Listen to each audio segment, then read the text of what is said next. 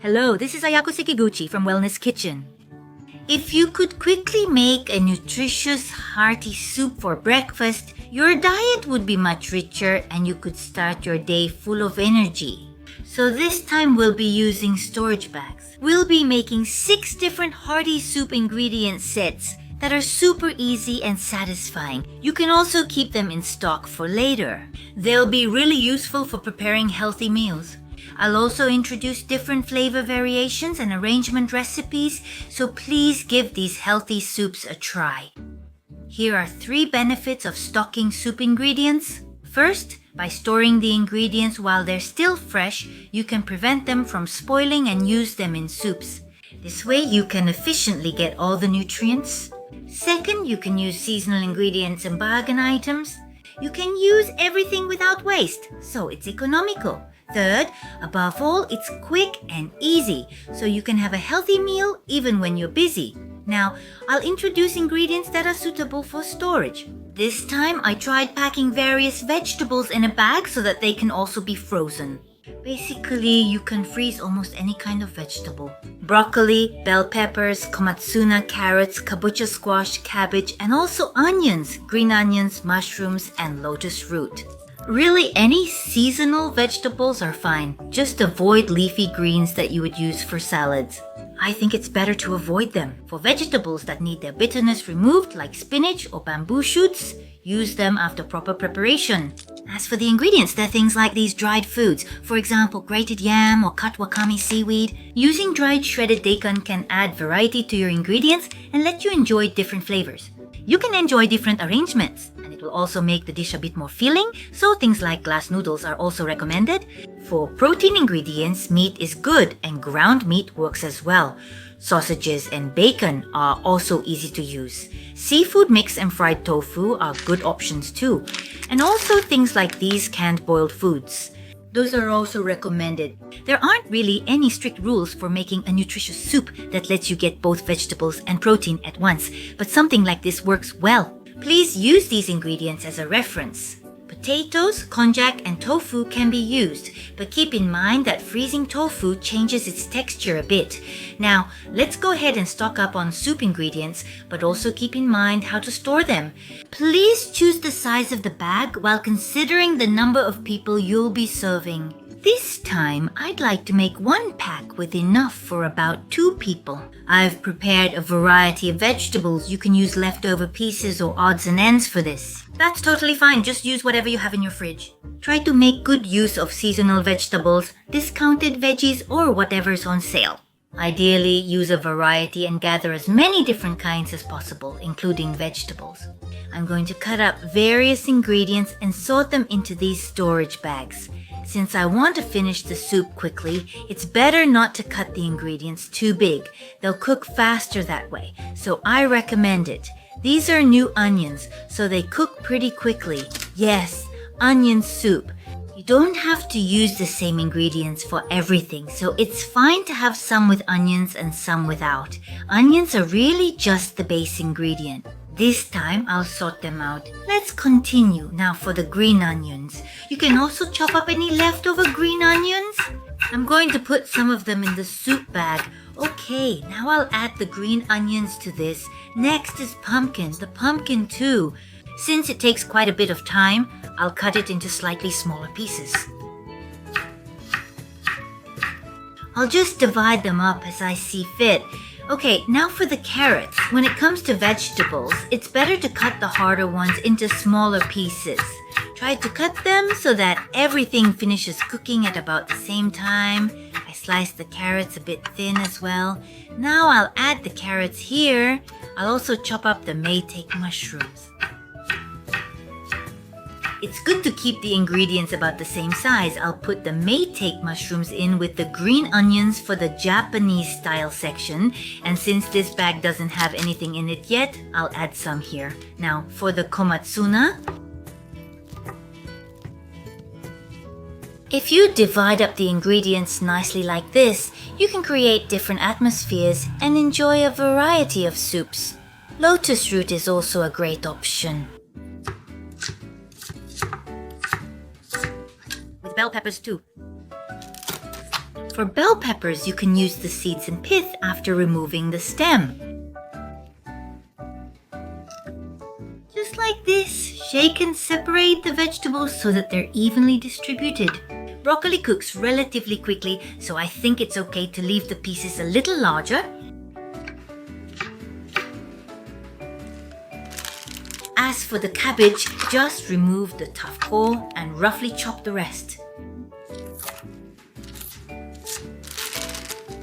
Since cabbage is a vegetable that brings out sweetness, I want to distribute it little by little. I'm adding various vegetables randomly. I've made several types of vegetable mixes. And if you feel like there aren't enough vegetables, I also recommend adding things like shredded dried daikon radish. Shredded dried daikon radish is also sweet and very delicious, so I recommend it for soups. It's convenient if you cut it in advance with kitchen scissors like this. Dried foods tend to expand quite a bit, so please be careful not to add too much. If you add things like cut wakame seaweed, your soup will become even richer. Where you have things like green onions, go ahead and add a little extra cut wakame. And then this grated yam. Kombu is also good in the soup. This is a highly recommended ingredient. You don't really need to simmer it, but it adds a natural thickness and brings out the umami. So I'll add a little of this to dishes that seem to suit a Japanese-style seasoning. And also, things like glass noodles. It's perfect for soup. Since it's already cut, I'll just use it as is, and the variety of ingredients keeps increasing. Now, let's move on to sorting out the protein ingredients. For fried tofu, I think it's best to wrap it in a paper towel like this and press out the excess oil before using it.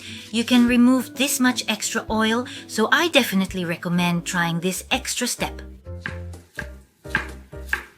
I'll add fried tofu to both the Japanese-style ingredients section and the section with the wakame seaweed.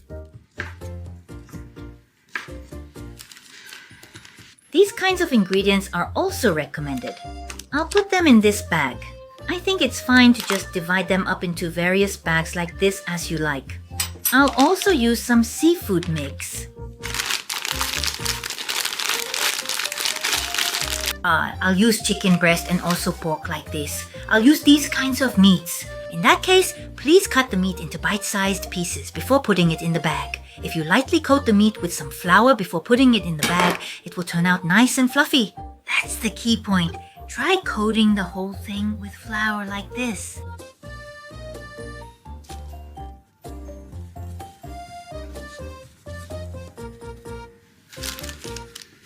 Yes, do the same with various ingredients. Separate the ingredients and now you have the soup base ready. You can keep it like this and freeze it, or you can probably refrigerate it for about 2 days. If you want, you can freeze it. If you freeze it, please use it up within about 3 weeks. This time I made 6 bags, but you can make a larger batch if you want. I think it's fine to make even more at once. That way you can use up all the ingredients. For storage, make sure to squeeze out all the air and seal it tightly. All of these are frozen, so when you want to use them, just take one out, check the ingredients, and decide on the flavor. You can make soup right away. You can quickly make a nutritious soup full of vegetables and protein. Now, I'd like to actually make soup with this. No matter what you add, it'll turn out delicious, but depending on the moment. While looking at the ingredients, I think about the flavor of the soup. First, let's add the ingredients and water. Since the vegetables have been frozen once, they soften pretty quickly. Now I'll add a little soup base. The ingredients are already finely powdered, so no unnecessary additives are included, so you can really bring out the natural flavor of the ingredients. It's soup. You can also use consommé if you like. For seasoning, just add some salt and pepper. That's it. To help absorb the nutrients from the vegetables, add a little olive oil. Once the vegetables are cooked, it's all done. Cabbage, broccoli, and sausages, many different things.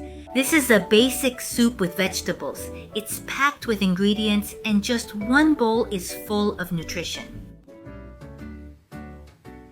This also has chicken breast in it. I'm going to try making it by replacing some of the water with tomato juice. It's kind of like a minestrone. The amount of water doesn't have to be exact, it's fine. This is my husband, just a little olive oil. I'm going to use some Western-style soup stock for this too. Salt. Once the ingredients are cooked, it's done.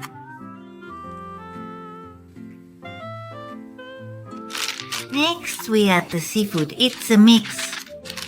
I'd like to make this chowder style. First, simmer it with a little water, just a little for this one too. I'll add some Western-style broth. This is salt. Yes, and here I'll add a little milk. Regular milk is fine too.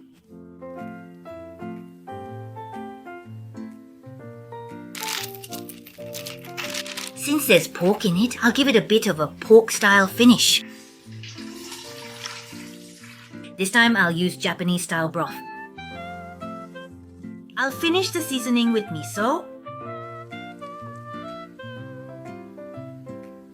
I'll try making a Japanese-style curry soup.